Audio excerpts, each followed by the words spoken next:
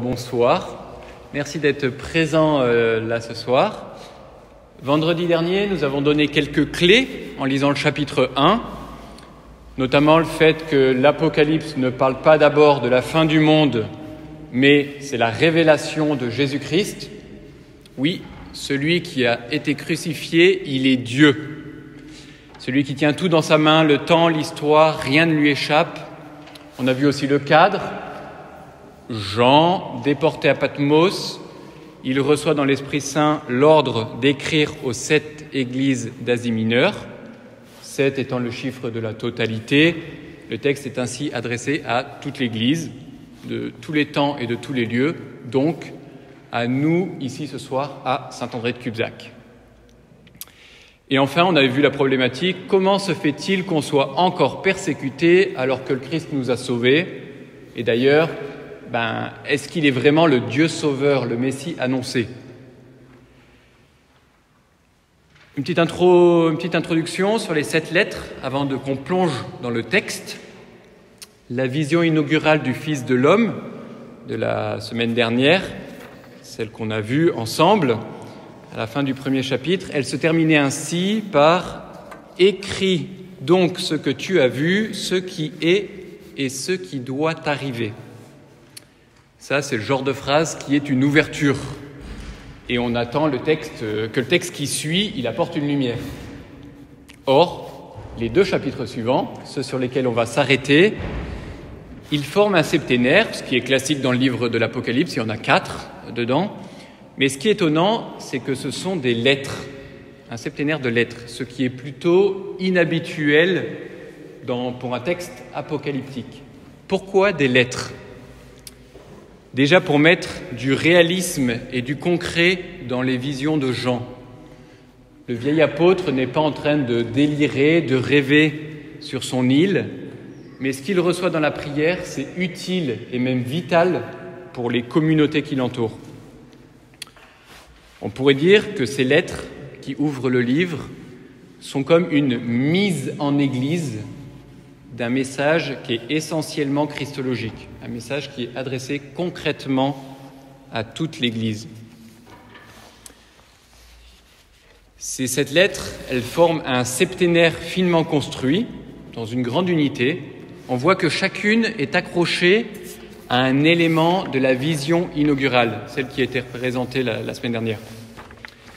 Et chaque lettre se réfère aussi à un moment de l'histoire d'Israël. Ça, c'est l'interprétation qu'en donnent les pères de l'Église. Chaque lettre est ordonnée en 6 phases, avec une forme récurrente, et on va découvrir cette structure type en plongeant dans le texte de la première lettre, celle qui a été écrite pour l'Église d'Éphèse. Donc, lisons le texte pour Éphèse. À l'ange de l'Église qui est à Éphèse, écrit. Chaque lettre commence par cette adresse. Donc là, le texte des 7 lettres, il est sur vos feuilles de route. Et cette adresse, elle est repérée en violet sur la feuille de route. Cette adresse a la forme de l'adresse d'un oracle prophétique. L'effet recherché, c'est d'attirer notre attention à l'écoute d'une parole qui vient de Dieu.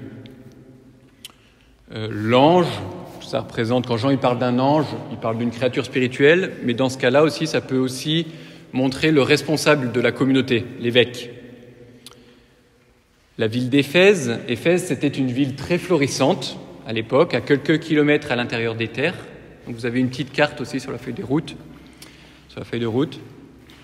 Un peu à l'intérieur des terres, mais il y avait un canal de la mer qui venait jusqu'à Éphèse et qui en faisait que c'était un des plus grands ports de la région.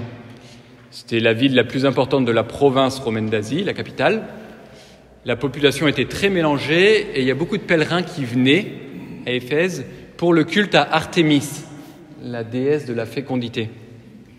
Jean, il est d'ailleurs retourné à Éphèse après son exil à Patmos et il y est même mort et sa tombe est là-bas.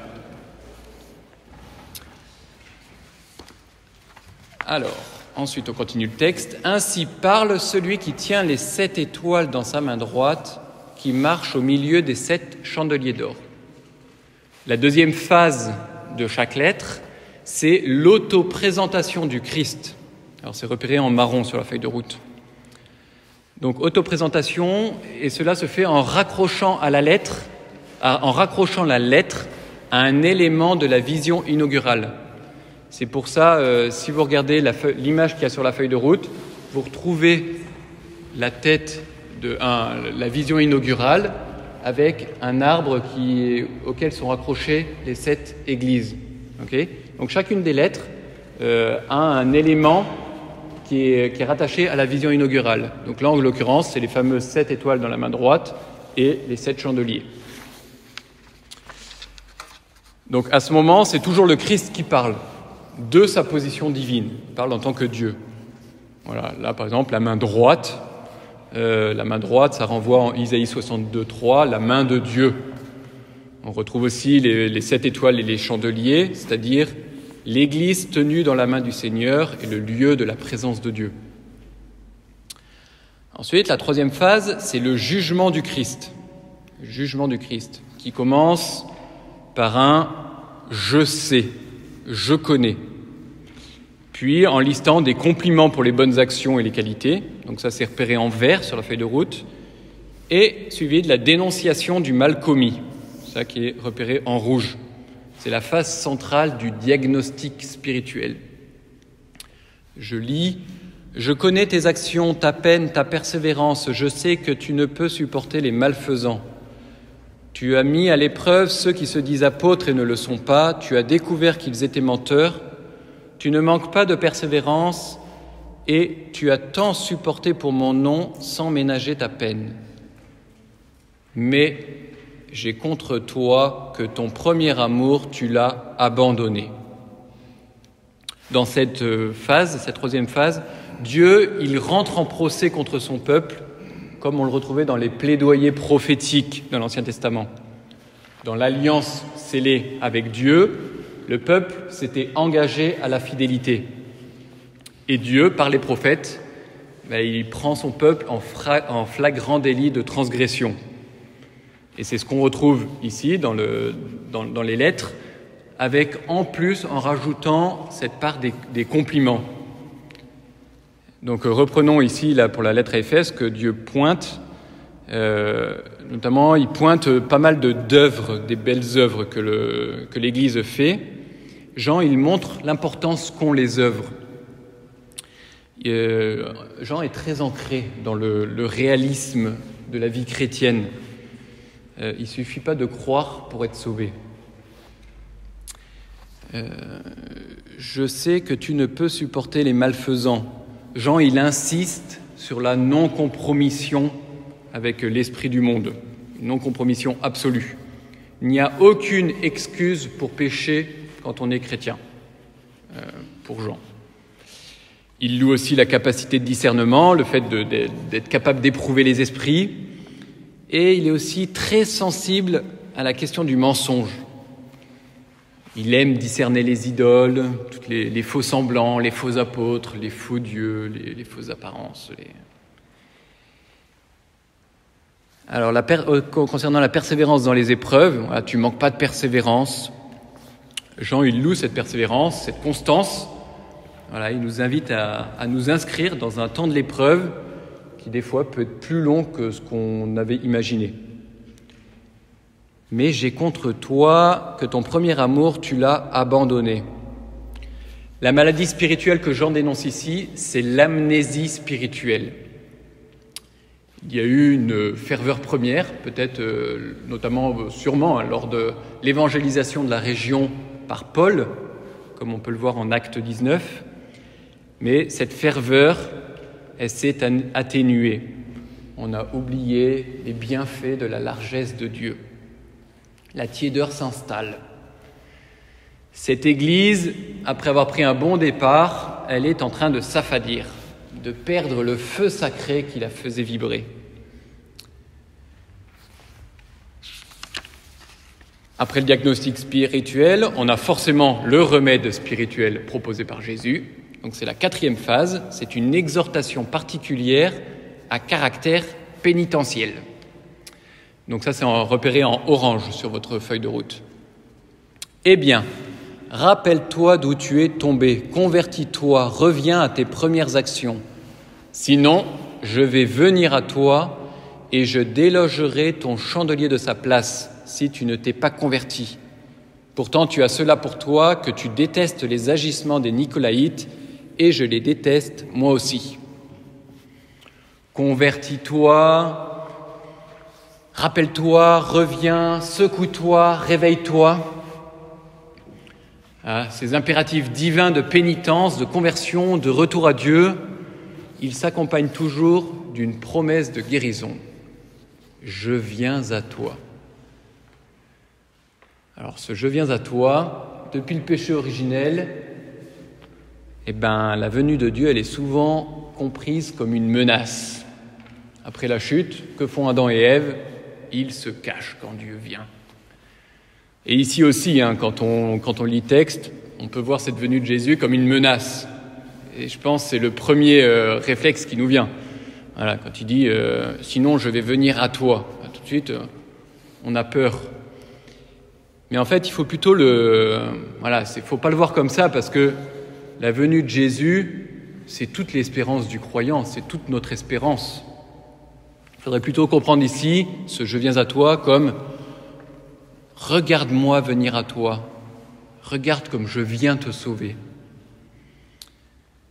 La conversion, c'est pas seulement un effort personnel à faire, mais c'est d'abord et surtout l'accueil du don que Dieu accorde et auquel le croyant, il faut qu'il adhère de toutes ses forces. Viens Seigneur Jésus, Maranatha, c'est ça qu'on chante pendant l'Avent. Viens Seigneur Jésus. Je délogerai ton chandelier de sa place. Pareil, ça c'est pas à comprendre d'abord en un sens punitif. Il faut plutôt l'entendre dans le sens « si tu ne te reprends pas, je te laisserai aller à ta perte ». Jésus, il ne veut pas la mort du méchant, mais faire le mal, ça nous fait du mal. Et Jésus, il laisse le mal aller jusqu'au bout de sa propre logique pour démasquer son venin mortifère qu'il porte en lui-même. Un venin qui est souvent présenté sous des apparences de bien. La 5e phase, c'est une exhortation générale, une invitation pressante au changement. Alors ça, elle est repérée en vert sur la feuille, un vert un peu plus foncé. D'où l'invitation à se mettre à l'écoute de l'Esprit Saint qui parle toujours à travers la parole de Jésus. Je cite, « Celui qui a des oreilles, qu'il entende ce que l'Esprit dit aux églises. » L'Esprit Saint, il est mentionné ici parce que c'est lui qui assure la réalisation de la volonté de Dieu dans l'existence du croyant. L'Esprit Saint, il est à la fois celui qui authentifie le message de Jésus et il est aussi celui qui apporte la consolation nécessaire dans les épreuves. Et la 6e et la dernière phase, c'est une promesse de victoire. Alors ça, elle est repérée en bleu, au vainqueur. Au vainqueur, je donnerai à goûter à l'arbre de la vie qui est dans le paradis de Dieu. La promesse concluant chaque lettre constitue une merveilleuse synthèse de l'histoire du salut acquis par l'Alliance nouvelle. Et en effet, chaque lettre se rattache à un moment de l'histoire d'Israël, comme je le disais tout à l'heure. Ainsi, la lettre à Éphèse, la première des 7, elle fait allusion à la création et au péché originel, avec cet arbre de la vie.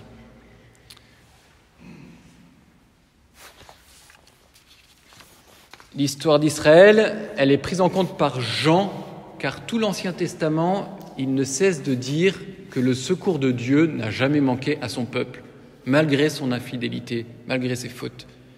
Si Dieu a été fidèle, alors il l'est encore aujourd'hui. Et ses promesses, elles sont dignes de foi. Et ça, c'est une grande consolation pour les fidèles là, qui vivent dans l'épreuve. Du coup, de cette première lettre à l'église d'Éphèse, on peut retenir donc la période de l'histoire du salut, c'est la création et la chute en Éden.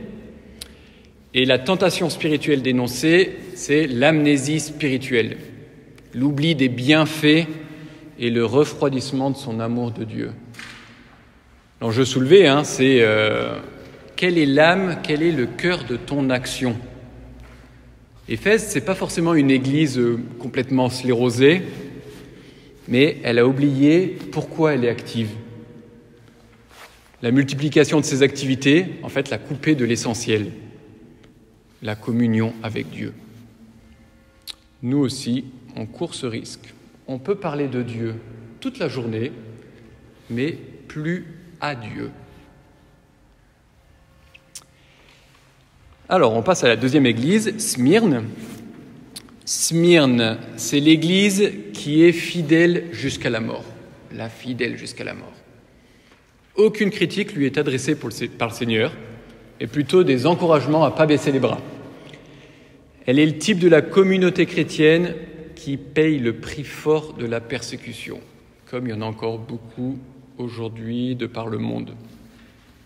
Et Jésus ne promet aucun allègement de ses souffrances. Alors lisons, à l'ange de l'église qui est à Smyrne, écrit. Alors Smyrne, c'était déjà à l'époque, même encore aujourd'hui, une des villes principales de la région, notamment grâce à son port.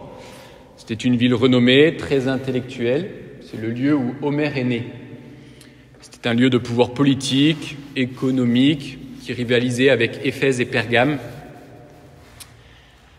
Alors je continue la lecture. « Ainsi parle celui qui est le premier et le dernier, celui qui était mort et qui est entré dans la vie. » Jésus, il est manifesté là comme celui qui maîtrise à la fois l'histoire et la vie.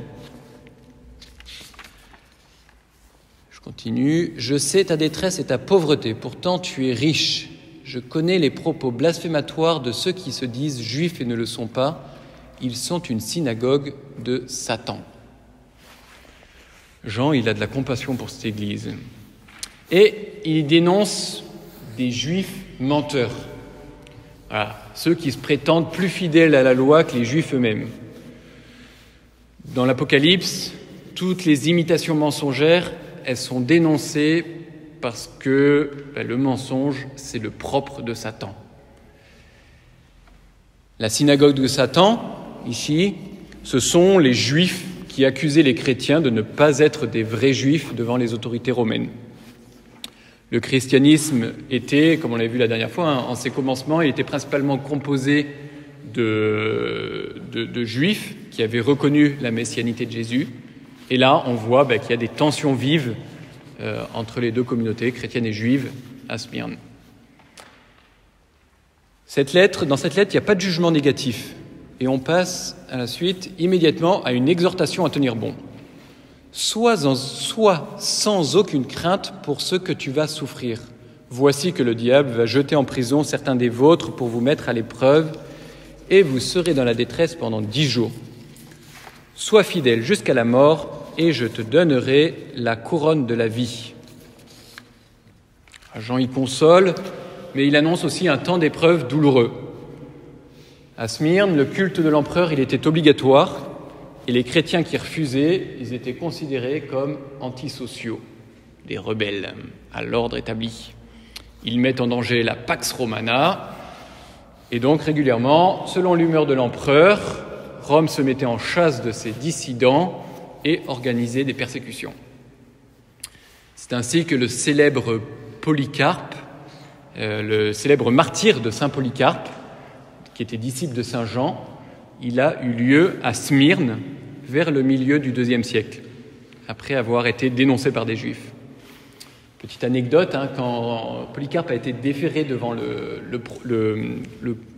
proconsul, celui-ci lui a dit « Polycarpe, aie pitié de tes cheveux blancs, maudis le Christ et tu seras libre. » Et la célèbre réponse du Saint-Évêque « Il y a 86 ans que je le sers et il ne m'a fait que du bien. Comment pourrais-je le maudire ? Il est mon Créateur, mon Roi et mon Sauveur. » Il fut brûlé vif, ça n'a pas suffi, ils l'ont fini en lui transperçant le cœur. Et Jean, il dénonce aussi la force spirituelle à l'œuvre derrière, le diable. Alors là, on a une mention de 10 jours aussi. 10 jours, ça signifie qu'il va y avoir une persécution très sérieuse. Et il y a un lien aussi avec les 10 plaies en Égypte. Cette église, elle est comme en train de vivre l'esclavage que vivait le peuple juif en Égypte. Sois fidèle jusqu'à la mort. Jésus, il rappelle qu'il n'y a aucune compromission possible avec le mal, même si ça conduit au martyre. Celui qui a des oreilles, qu'il entende ce que l'Esprit dit aux églises. Le vainqueur ne pourra être atteint par la seconde mort. Bon, la seconde mort, ici, c'est la damnation en enfer. De cette lettre de Smyrne, on peut retenir, voilà, donc la période de l'histoire du salut, c'est l'esclavage du peuple juif en Égypte. Et la tentation spirituelle qui pourrait être liée, c'est le découragement face à l'épreuve et la peur de la mort. Il est clair que l'Apocalypse n'est pas là pour dire « ça va finir par passer, tout va bien se passer ».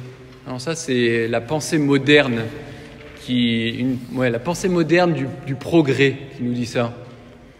On croit à tort que tout va finir par s'arranger, ici-bas, voilà, qu'on va arriver à régler tous nos problèmes et que le monde va aller de mieux en mieux. Et en fait, ça, c'est pas une pensée chrétienne.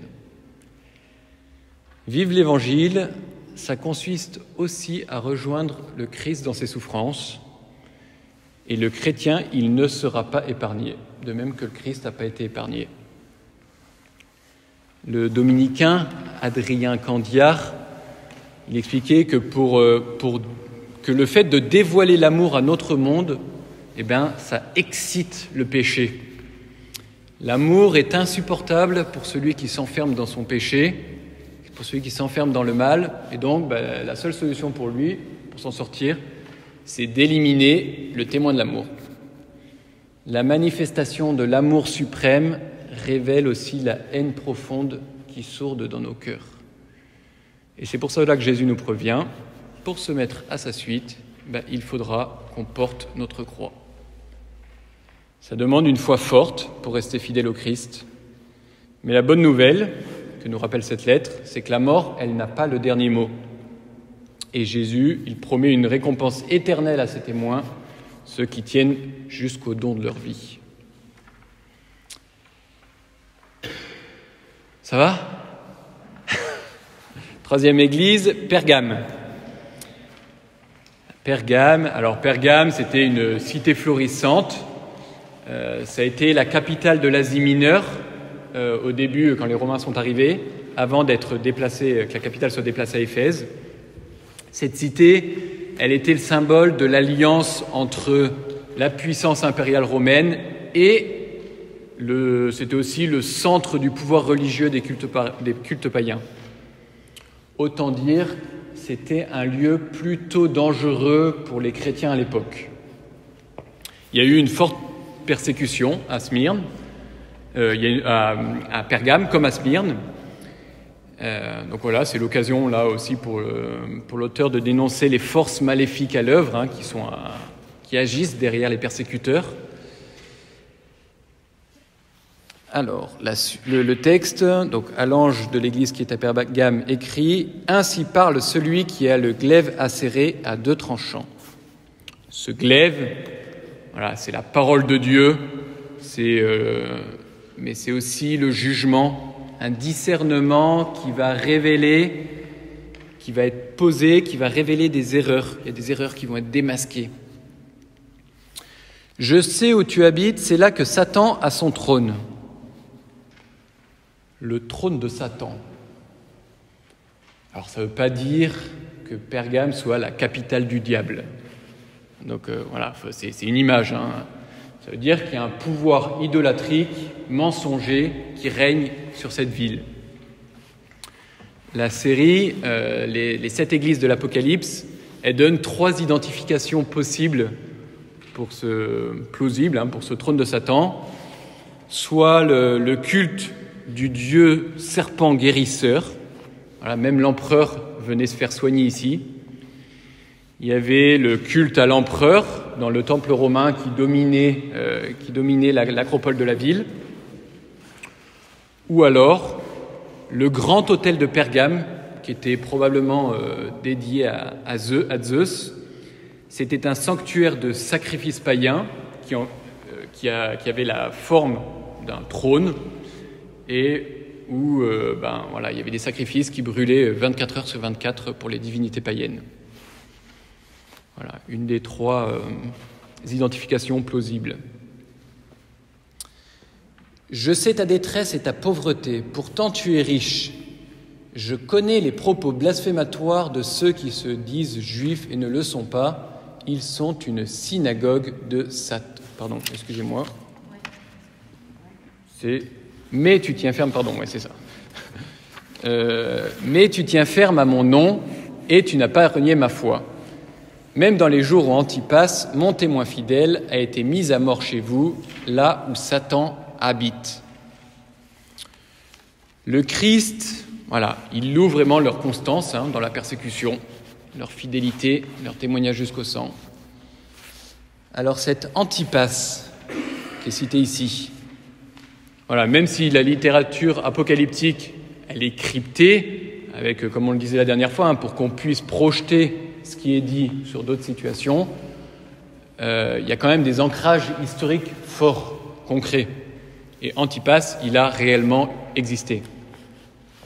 Pour l'anecdote, depuis 2 ans, Antipas, c'est le saint patron du réseau Antipas, un mouvement catholique d'opposition à l'ordre sanitaire et autoritaire qui découle de la crise du Covid. Saint Antipas, de par son nom. Petit jeu de mots. Bon, plus sérieusement, vers 83, Antipas, c'était l'évêque à l'époque de Pergame. Et par ses exorcismes, il y a les guérisseurs qui perdaient leur pouvoir. Et donc, ils perdaient leur gagne-pain. Donc, il a été dénoncé au gouverneur. Devant le gouverneur, il a été sommé d'offrir un sacrifice d'encens devant la statue de l'empereur Domitien. Et son refus, ça l'a conduit à être brûlé vif dans un taureau d'airain qui était au-dessus d'un brasier. Alors peut-être sur l'autel de Zeus. En tout cas, ça montre bien, son martyre montre bien que ce fameux trône de Satan, il fait probablement allusion à la combinaison des 3 cultes idolâtriques qui régnaient sur la ville. Mais j'ai quelque chose contre toi. Tu as là des gens qui tiennent ferme la doctrine de Balaam. Celui-ci enseignait à Balak comment faire trébucher les fils d'Israël pour qu'ils mangent des viandes offertes aux idoles et qu'ils se prostituent. Donc Jean, il reprend ici une tradition juive de l'épisode de Balaam et de Balak qu'on a dans le livre des Nombres. Et le reproche qui est fait ici, c'est de manger des viandes immolées aux idoles et la débauche sexuelle. Alors il y a 2 interprétations qui sont possibles. La première, physique et matérielle, donc je ne vous fais pas de dessin. Et la deuxième, allégorique, qui est de tomber dans l'idolâtrie. Tomber dans l'idolâtrie, c'est-à-dire de mettre comme absolu dans sa vie quelque chose qui n'est pas Dieu. Donc ça, et de tomber dans l'hérésie, c'est-à-dire de se détourner de la saine doctrine chrétienne. Voilà comment on peut comprendre se manger les viandes immolées aux idoles et se prostituer. De même, tu as toi aussi des gens qui tiennent ferme à la doctrine des Nicolaïtes. Voilà, il y a cet autre reproche. Certains suivent l'enseignement des Nicolaïtes. C'était des contre-témoins de l'Évangile, qui, à la fois dans leurs œuvres, mais aussi dans leurs pensées, qui étaient une branche déviante du christianisme, voilà, qui était plutôt à tendance gnostique et aux mœurs pas très ajustées. Eh bien, convertis-toi, sinon je vais venir à toi sans tarder, avec le glaive de ma bouche, je les combattrai. Voilà, je vais venir à toi. C'est pas une menace, c'est l'annonce de la venue du Seigneur pour les sauver. Quand Jésus vient, c'est pour sauver. Et la présence ici de la parole de Dieu, symbolisée par le glaive, montre que l'orthodoxie de la foi, la question de la vérité de la doctrine enseignée, est en jeu. Celui qui a des oreilles, qu'il entende ce que l'Esprit dit aux églises. Au vainqueur, je donnerai de la manne cachée, je lui donnerai un caillou blanc et inscrit sur ce caillou un nom nouveau que nul ne sait, sauf celui qui le reçoit. Ce passage, il fait référence à l'Exode dans le désert, après la libération la libération d'Égypte. Dieu, il a nourri son peuple pendant 40 ans en lui donnant quotidiennement la manne. C'est aussi la période du don de la parole de Dieu. Ce nom nouveau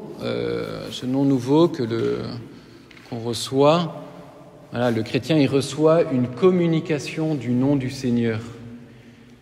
C'est-à-dire qu'il est appelé à participer à sa dignité et à sa destinée. Et du coup, il ne peut plus dire ni faire n'importe quoi. Donc de cette lettre à l'église de Pergame, on peut retenir donc la période de l'histoire du salut, c'est l'Exode dans le désert, vous voyez qu'on avance petit à petit, l'Exode dans le désert, et la tentation spirituelle associée, enfin dénoncée, c'est tomber dans l'idolâtrie et se détourner de la saine doctrine avec les conséquences morales qui s'en suivent. L'idolâtrie et l'hérésie. Alors, on arrive à Thyatire. Thyatire, la 4e lettre, qui est au centre du septénaire. L'assemblée de Thyatire, elle avait laissé s'installer une prophétesse qui divisait la communauté par ses enseignements déviants. Et elle invitait au compromis en diluant la foi avec des pratiques sexuelles immorales de l'époque. Alors, Thyatire, c'était à l'ange de l'église qui est à Thyatire écrit. Donc, Thyatire, elle était sur des routes commerciales. Voilà, c'est un centre commercial important. Ainsi parle le Fils de Dieu, celui qui a les yeux comme une flamme ardente et des pieds qui semblent du bronze précieux. Fils de Dieu, c'est le titre le plus fort qui est attribué au Christ dans la vision inaugurale. C'est d'ailleurs à cause de ça que le Christ a été mis à mort, condamné pour blasphème et tué. Les yeux comme une flamme, ça renvoie à la capacité de Dieu de scruter les cœurs. Je connais tes actions, je sais ton amour, ta foi, ton engagement, ta persévérance, et tes dernières actions surpassent les premières. Thyatire reçoit un bel éloge de la part du Christ, en particulier sur son amour et sa foi. La dynamique de cette église, elle est à l'inverse de la toute première qu'on avait vue, de celle d'Éphèse. Mais j'ai contre toi que tu laisses faire Jézabel, cette femme qui se dit prophétesse et qui égare mes serviteurs en leur enseignant à se prostituer et à manger des viandes offertes aux idoles. Encore une fois, il y a 2 niveaux d'interprétation pour cette Jézabel. Niveau matériel, c'est un personnage féminin, concret, précis, qui a existé. Jean, il a la délicatesse de ne pas dire qui c'est, pas donner son nom, mais en lui faisant coller ce personnage historique de l'Ancien Testament, d'une certaine manière, il démasque son jeu. Parce qu'en fait, il lui applique le nom d'une ancienne reine d'Israël qui était à la fois dominatrice et idolâtre. Voilà, une figure pour les Juifs, c'était la Jézabel, c'est une figure qui incarne le mal.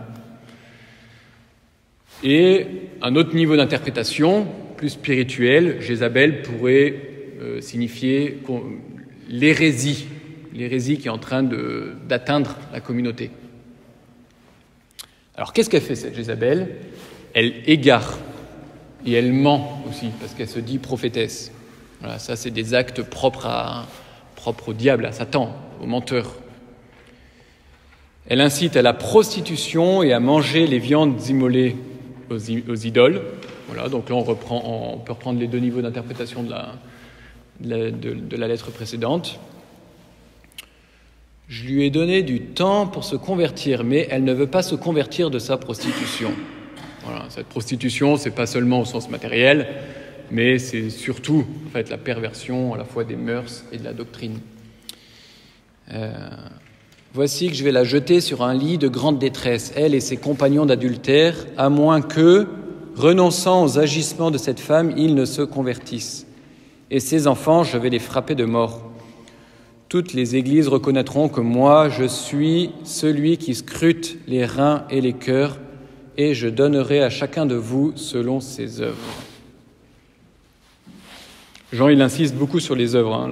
La foi, elle doit se voir dans la vie.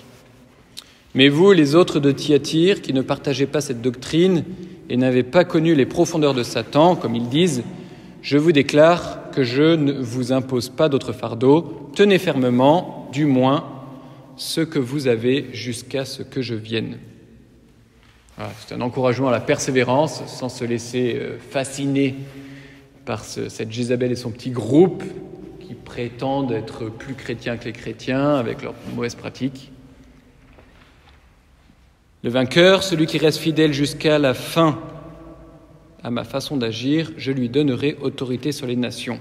Et il les conduira avec un sceptre de fer, comme des vases de potier que l'on brise. Il sera comme moi qui ai reçu autorité de mon Père, et je lui donnerai l'étoile du matin. Voilà, ça ces symboles qui sont cités là, c'est ceux du Christ Seigneur, le roi berger qui conduit et qui paie son troupeau. Et ce pouvoir du roi, il sera donné en partage aux fidèles, à ceux qui auront tenu.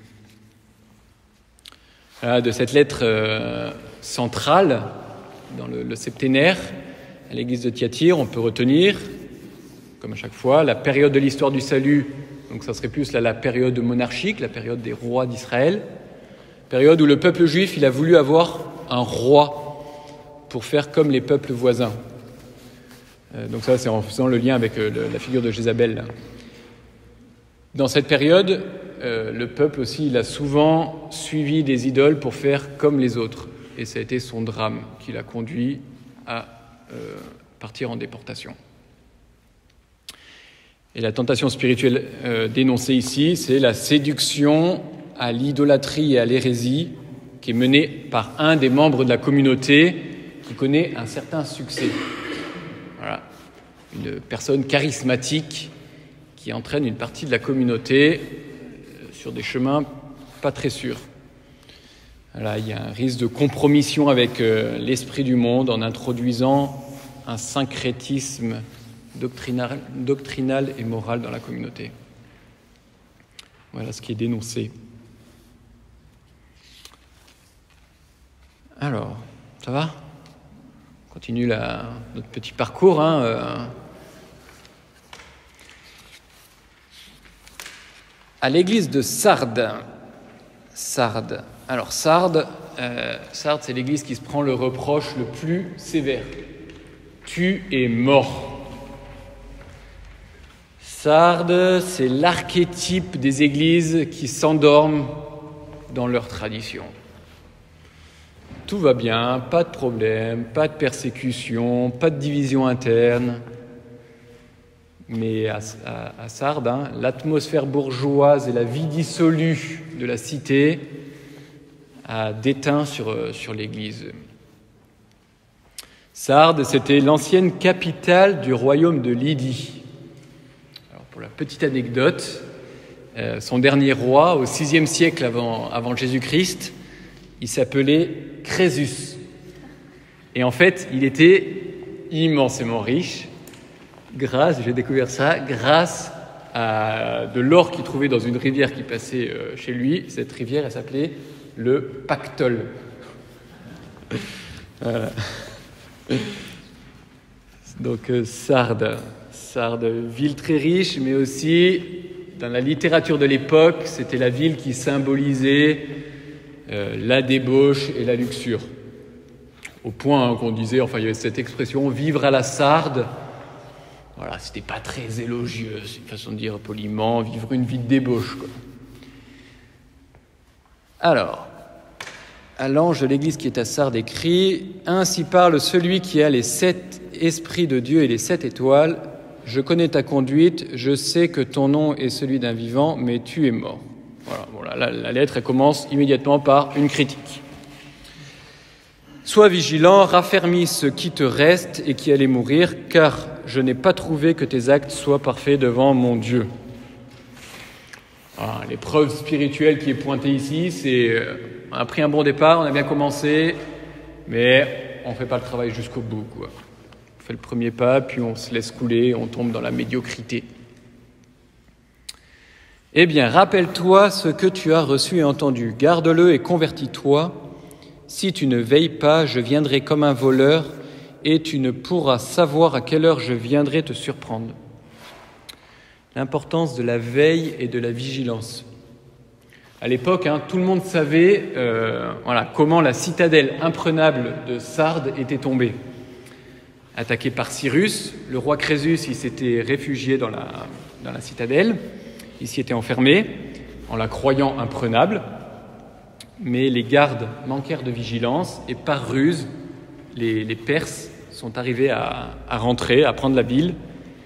Donc pour cette mise en garde de veiller, d'être vigilant, ça devait avoir une saveur particulière pour les sardines. Je sais pas comment on dit, les sardines.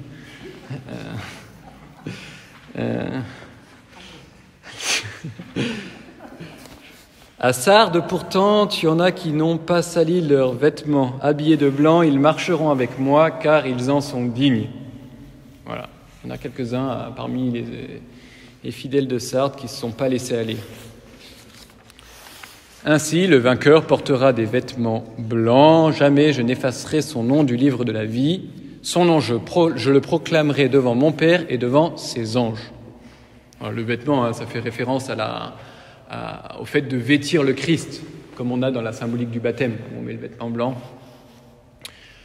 Voilà, la menace d'être effacé du livre de vie, elle est forte.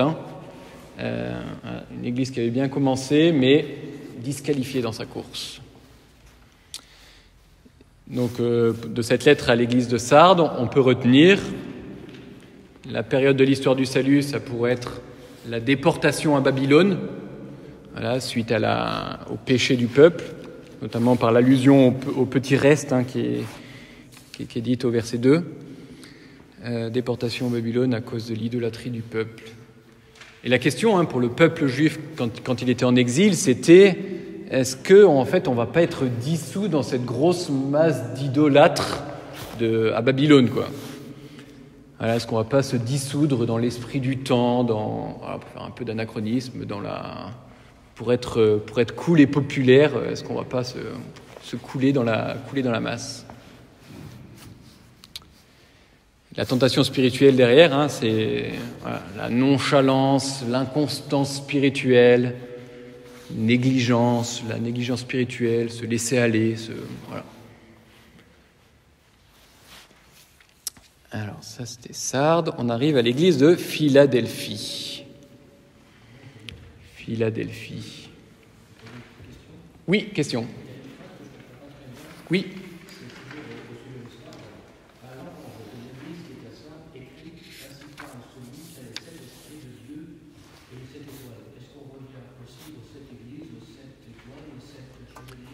Alors là, en fait, c'est le point, ce début, ce lien avec les sept étoiles et sept chandeliers, ça raccroche à la vision inaugurale. Donc à chaque fois, chaque lettre est raccrochée à la vision inaugurale avec un aspect qui est pointé. Donc là, c'est celui qui parle, Jésus, il parle en tant que celui qui a les 7 esprits, donc c'est-à-dire qui a l'Esprit Saint en plénitude, et les 7 étoiles, on avait dit, ça représentait, il tenait dans sa main toute l'Église. Donc c'est celui qui a l'Esprit Saint et qui tient à la fois toute l'Église dans sa main. Donc c'est la manière dont Jésus est représenté pour s'adresser à cette Église-là, et ça fait le lien avec la vision inaugurale. Okay, ce qui permet de faire une unification de toutes les lettres aussi. C'est clair ?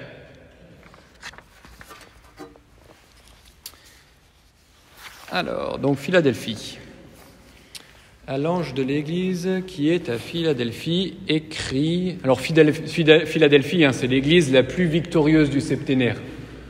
Alors, c'était une petite ville à l'intérieur des terres. Ils vivaient de la vigne. On pourrait dire que c'était le Saint-André de Cubzac j'espère que Saint-André de Cubzac est comme Philadelphie. La lettre, elle lui fait que des éloges, aucun reproche. Ainsi parle le saint, le vrai, celui qui détient la clé de David, celui qui ouvre et nul ne fermera, celui qui ferme et nul ne peut ouvrir. Je connais ta conduite. Voici que j'ai mis devant toi une porte ouverte que nul ne peut fermer, car sans avoir beaucoup de puissance, tu as gardé ma parole et tu n'as pas renié mon nom. » Cette Église, elle est fidèle et droite, mais elle est pauvre, elle a peu de moyens, elle est faible. Alors sa tentation qu'il pourrait y avoir, ça serait de se laisser impressionner par le monde. On pourrait voir ça comme tentation un petit peu derrière qui pourrait y avoir. « Voici que je vais te donner des gens de la synagogue de Satan qui se disent juifs et ne le sont pas, ils mentent. » Encore le mensonge, là, qui est de nouveau dénoncé. « Voici ce que je leur ferai, ils viendront, ils se prosterneront à tes pieds, alors ils connaîtront que moi, je t'ai aimé. Puisque tu as gardé mon appel à persévérer, moi aussi, je te garderai à l'heure de l'épreuve qui va venir sur le monde entier pour éprouver les habitants de la terre. » Voilà, le Seigneur, il assure qu'il sera leur force. « Je viens sans tarder. Tiens fermement ce que tu as pour que personne ne prenne ta couronne. Du vainqueur, je ferai une colonne au sanctuaire de mon Dieu, et il n'aura plus jamais à en sortir. Et je graverai sur lui le nom de mon Dieu et le nom de la ville de mon Dieu, la Jérusalem nouvelle qui descend du ciel d'auprès de mon Dieu, ainsi que mon nom nouveau. » Une colonne, c'est quelque chose d'inébranlable. Vraiment, en plus, combien plus si cette colonne, elle est dans le temple éternel de Dieu. Et c'est vrai qu'à ces gens-là qui vivent dans une région très sismique, où il y a régulièrement des tremblements de terre qui font tout tomber, cette assurance d'être une colonne stable et inébranlable, ça leur parle. Et de cette lettre à l'église de Philadelphie, on peut retenir donc de la période de l'histoire du salut. Là, ça serait plutôt du coup la reconstruction du temple après le retour d'exil, comme dans ce lien avec la colonne, et la tentation spirituelle qu'il y a derrière, qui est dénoncée, c'est, qui risque, c'est de se laisser impressionner et se décourager à cause du peu de moyens, de la faible croissance. Un peu comme David qui se retrouve devant Goliath. Voilà. Alors on fait bien son travail, on est fidèle, mais on ne voit pas les fruits. Moi, personnellement, je trouve que cette lettre, elle parle pas mal à notre Église aujourd'hui. Voilà. Une Église qui est faible et petite au milieu du monde, et qui annonce la parole de Dieu avec foi et constance, et qui ne voit pas beaucoup de fruits. Alors c'est peut-être une projection aussi de l'Église que j'aimerais bien avoir. Philadelphie, c'est le modèle parfait de l'Église. En tout cas, voilà, un modèle sur lequel on peut s'appuyer. Laodicée. On arrive à l'église de Laodicée. Alors, Laodicée, dans cette dernière lettre, le Christ, il engueule vertement l'église de Laodicée. Parce qu'en fait, il veut vraiment la conduire à se repentir et repentir de son comportement indigne. C'est ce qui lui est reproché, c'est sa tiédeur. Laodicée, pour comprendre un peu aussi, Laodicée, c'était une très grande ville, très riche, qui était centrée sur le confort, le divertissement. Voilà. À Laodicée, il y avait 2 théâtres qui étaient orientés différemment pour que les acteurs ils soient toujours dans la lumière en fonction de l'heure du jour où on allait voir le théâtre, quoi. En gros, on pouvait aller voir le théâtre tout au long de la journée. C'était aussi un évêché très important. La ville, elle était très chrétienne. On est à 2 pas de Colosse. Colosse, on a les lettres de Saint Paul aux Colossiens. C'était un coin où il y avait ce qui avait été vraiment bien évangélisé. Ainsi parle celui qui est l'Amen, le témoin fidèle et vrai, le principe de la création de Dieu. Jésus, il se présente comme celui qui a dit Amen, celui qui a dit oui, notamment qui a dit oui à son Père sur la croix, qui allait jusqu'au bout.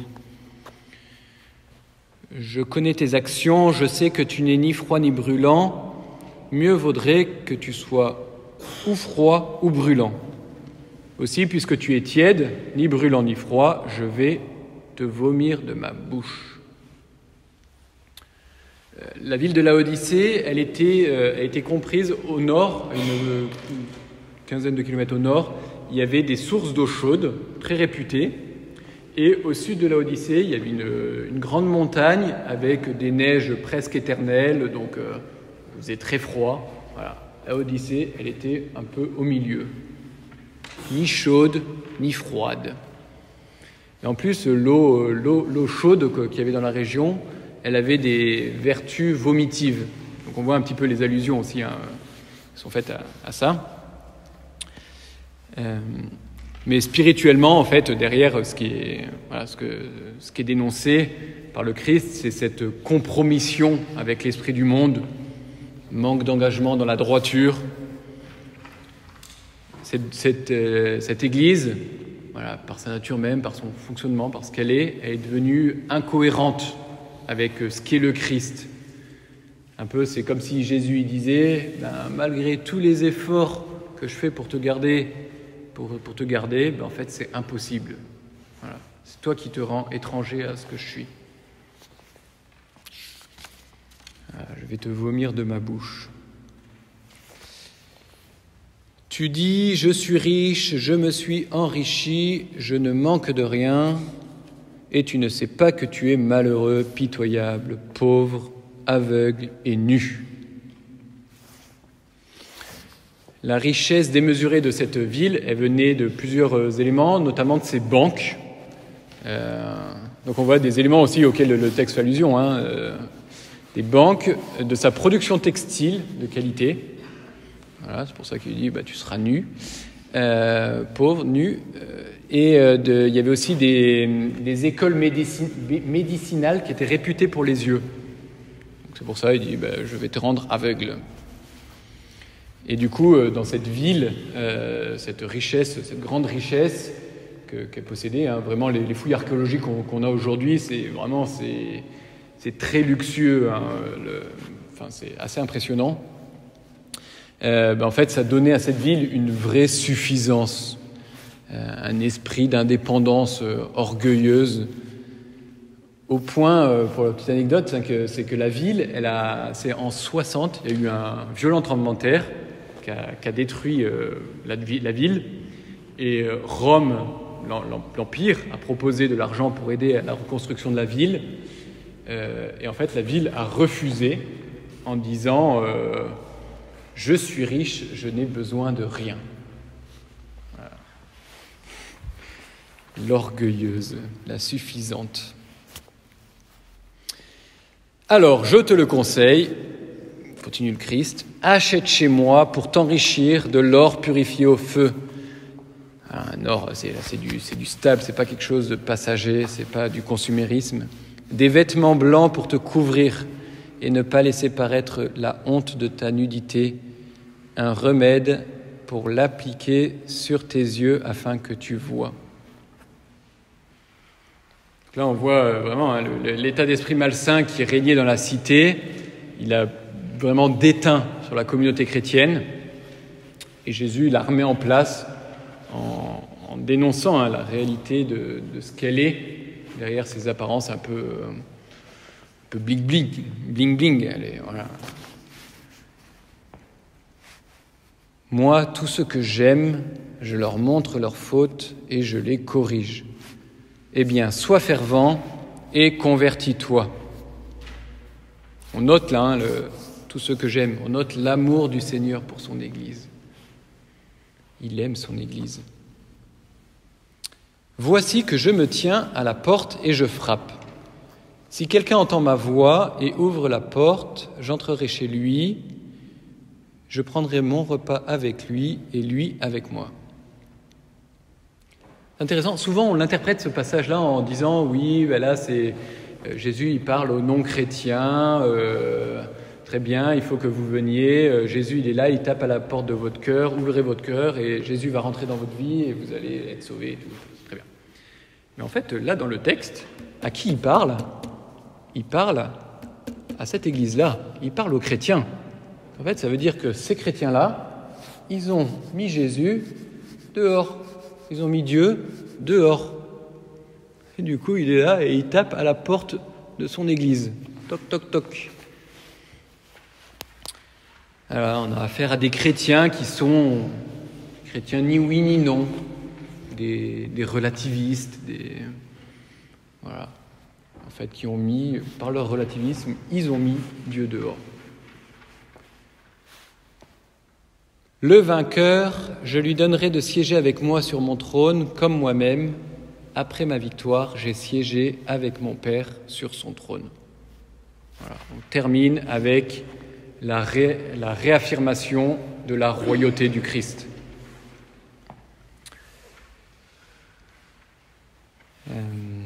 Qui est appelé à être partagé, enfin qu'il veut partager avec ses fidèles.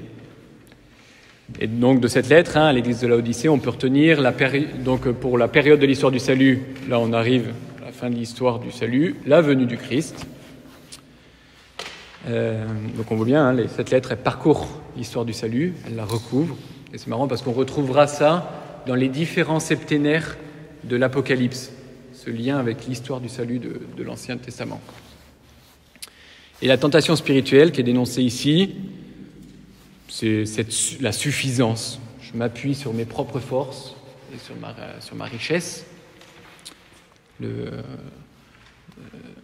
espèce de forme de pélagianisme, là. Puis cette autonomie, et à la fois aussi cette tiédeur, ce relativisme, voilà tout ce qui est dénoncé.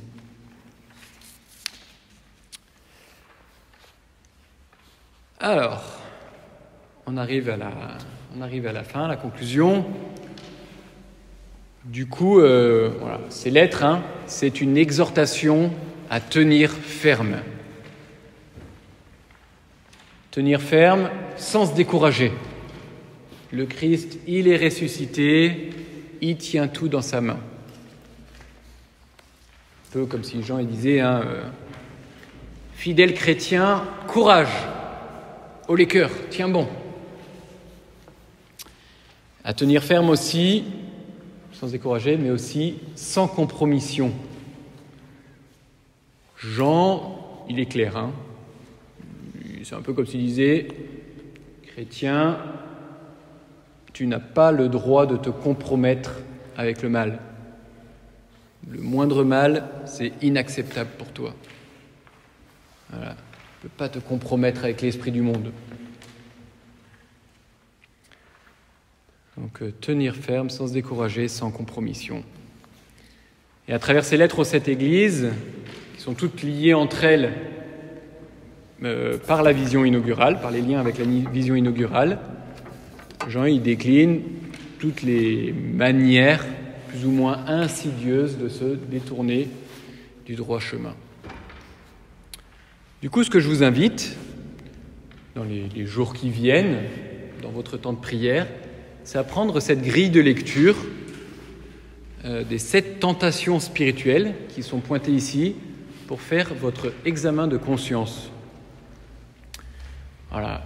Et mardi prochain, il y aura ici même une veillée de miséricorde, voilà, une veillée de pénitentielle pour recevoir le pardon de Dieu. Vous serez invité à venir vous confesser aussi pour vous préparer à la fête de Noël et pour pouvoir, par le fait même aussi, pouvoir goûter aux promesses. Toutes ces lettres, elles sont remplies de promesses à la fin que Dieu veut donner à ceux qui sont fidèles. Donc Dieu veut vous donner aussi, donc pour pouvoir venir goûter aussi à ces promesses. Et la semaine prochaine, vendredi prochain, on continuera notre parcours en plongeant dans les chapitres 4 et 5 qui suivent. Donc c'est un diptyque qui donne le principe et le fondement de toute la trajectoire du livre. Dieu qui est créateur, le Dieu il est à la fois créateur et sauveur. Mais ça, on verra ça plus tard. J'en ai fini. Merci de votre attention. S'il y a des questions...